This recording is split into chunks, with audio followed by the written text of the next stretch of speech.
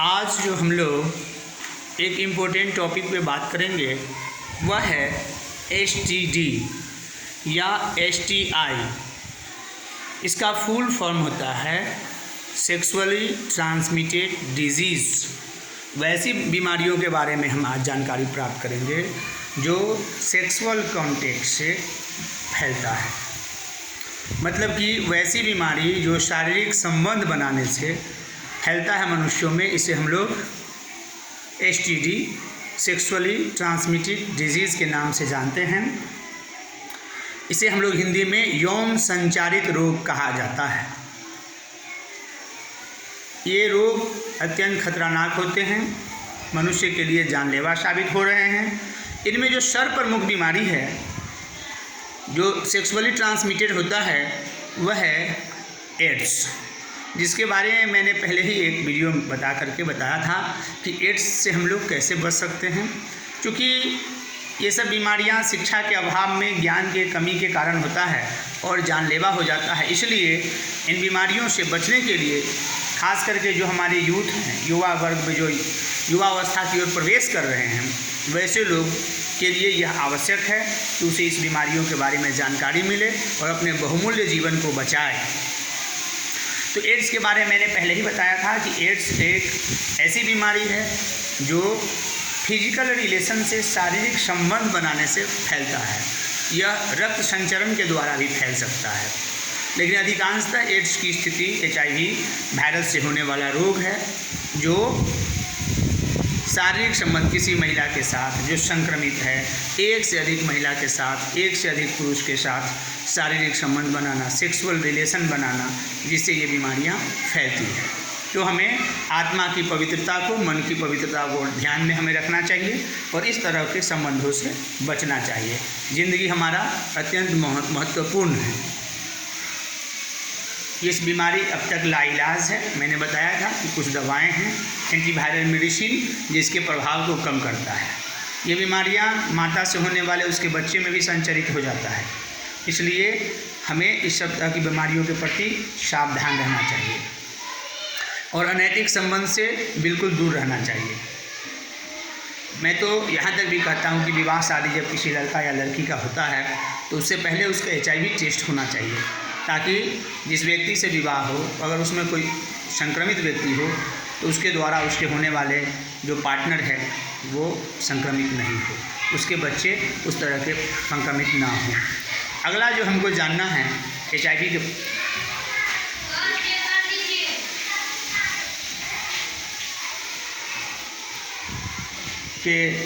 बाद जो अन्य जो महत्वपूर्ण घातक है बीमारियां जो सेक्सुअली ट्रांसमिटेड होती है वह है सिफिलिस।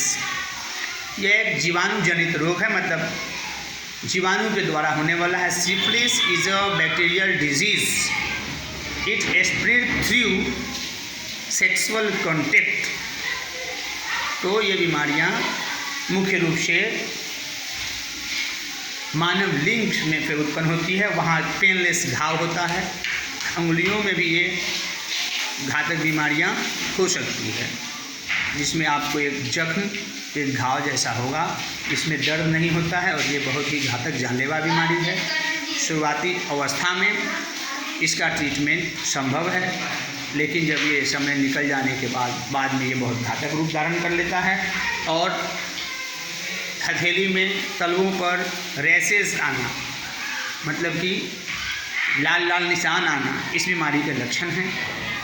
और इसके जो थर्ड स्टेज होते हैं, थर्ड स्टेज में ये आपको सिर में बड़े बड़े ट्यूमर की तरह का निकल जाता है, जिसे हम लोग गुम्मा के नाम से जानते हैं, और अंततः रोगी की मृत्यु हो जाती है। और यह बीमारी भी उसी प्रकार है, एक व्यक्ति से दूसरे व्यक्ति में फैलता है, उसके होने वाले संतानों में फैलता है। तो हमें सिफिलिस को भी कम घातक नहीं समझना चाहिए और सावधानी की आवश्यकता है। यह भी गलत शारीरिक संबंध बनाने से, गलत तरीके से, गलत व्यक्तियों के द्वारा संपर्क में आने से फैलता है। हमें नैतिकता पर विशेष महत्व देना चाहिए और किसी भी प्रकार के शारीरिक संबंध किसी व्यक्ति से नहीं बनाना चाहिए। ये हम लोगों को सबसे ज़्यादा ध्यान देने की आवश्यकता है। ये आपके मृत्यु का कारण बन सकता है। थर्ड जो इम्पोर्टेंट जो घातक बीमारियां STD है, सेक्सुअली ट्रांसमिटेड जो फैलती है, वह है गोनेरिया, जिसको सुजाक भी हिंदी में कहा जाता है। यह नाइजेरिया गोनेरियाई नामक बैक्टीरिया के द्वारा होने वाला रोग है और इसमें मनुष्य के लिंग में पुरुष और महिलाओं में भी ये पेनफुल दर्द, जलन और अनेक प्रकार की परेशानियां उत्पन्न होती है, जो कि ये एक घातक बीमारी है। इसका इलाज संभव है। इसका इलाज एंटीबैक्टीरियल मेडिसिन का डुअल थेरेपी के द्वारा किया जाता है। ये डुअल थेरेपी में 2 एंटीबायोटिक का कम्बिनेशन डॉक्टर एक साथ प्रयोग करते हैं और तब इस बीमारी को कंट्रोल किया जा सकता है। एक अन्य सेक्सुअली घातक बीमारी है क्लाइमेरिया। यह भी इसी प्रकार की बीमारी है, एंटीबैक्टीरियल है। इसका भी इलाज एंटीबायोटिक के द्वारा संभव है, किया जा सकता है। अन्य सेक्सुअली ट्रांसमिटेड बीमारी में एक अन्य महत्वपूर्ण बीमारी है हर्पिस। ये हर्पिस 2 प्रकार के से फैलता है। एक है हर्पिस सिम्प्लेक्स वायरस 1 और herpes simplex virus 2 HSV1 HSV2 के द्वारा फैलने वाला रोग है।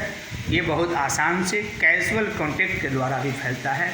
शारीरिक संबंध बनाने, फिजिकल रिलेशन के कारण भी फैलता है, रक्त संबंध के कारण भी फैलता है। रोगी के फिजिकल कॉन्टेक्ट में आने पर, अगर उसके सोर है, घाव है, उसके संपर्क में आने पर भी ये फैलता है। इसके जो वायरस है वो कभी समाप्त नहीं होते और हमेशा के लिए बॉडी में बने रहते हैं, लेकिन ये प्राणघातक बीमारी नहीं है। एक है महिलाओं में होने वाली बीमारी, जिसे हम लोग कहते हैं वाट के कारण बनता है। ये मस्से बनते हैं जो महिलाओं में सर्वाइकल कैंसर का कारण बनता है। इसलिए इसके खिलाफ भी हम लोगों को, लड़कियों को 8 वर्ष से 12 वर्ष में चाहिए कि उसका वैक्सीन ले। तो सवाल है कि ये कौन सी बीमारी है जिसमें वाट होता है, मस्से आते हैं। HPV वायरस के कारण होने वाला ये बीमारी है, ह्यूमन पोपिलो वायरस, जो मस्से, जिसको लोग प्रायः अइल्हा वगैरह कहता है, पुरुषों में भी होता है, लेकिन पुरुषों के लिए ये घातक नहीं है। महिलाओं के लिए ये अत्यंत घातक बीमारी है, जो महिलाओं के सर्वाइकल कैंसर का कारण बनता है और लाखों महिलाएं प्रतिवर्ष इसके कारण अपने प्राण को गंवा देती हैं। अगला जो आपका खतरनाक बीमारियों में जो आता है वो और भी हैं। लीवर से जुड़े हुए रोग के भी बहुत सारे कारण हैं, लेकिन हमें सर्वप्रथम इस बात को ध्यान रखना चाहिए कि किसी व्यक्ति का रक्त के संपर्क में डायरेक्ट न आवे और किसी भी परिचित या अपरिचित व्यक्ति, महिला पुरुष या जो भी हो, उससे हम शारीरिक संबंध मतलब सेक्सुअल रिलेशन मतलब उसके साथ इंट्राकोर्स सेक्स संबंध स्थापित ना करें, तभी आप सुरक्षित रह पाएंगे। नहीं तो ये सब जो घातक बीमारियां हैं वो समाज में तेज़ी से फैल रही है, जिसका कारण अज्ञानता है। और इसका एक महत्वपूर्ण कारण आज के जो जीवन शैली है, आज के जो लोग हैं या आजकल जो लोग हैं जिसमें नैतिकता का ह्रास हो रहा है और सेक्स के प्रति लोगों की जो बढ़ रही है इच्छा, ये इसके लिए घातक है। ये जानलेवा साबित होता जा रहा है, इसलिए सावधानी ही बचाव का कारण है। मैं उम्मीद करता हूं कि इससे आप लोगों को ज़रूर लाभ मिलेगा।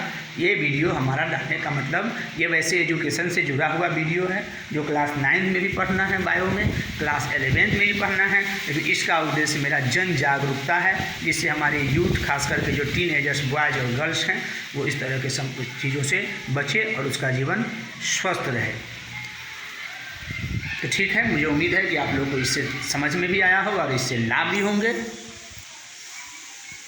बहुत बहुत धन्यवाद इसको सुनने के लिए।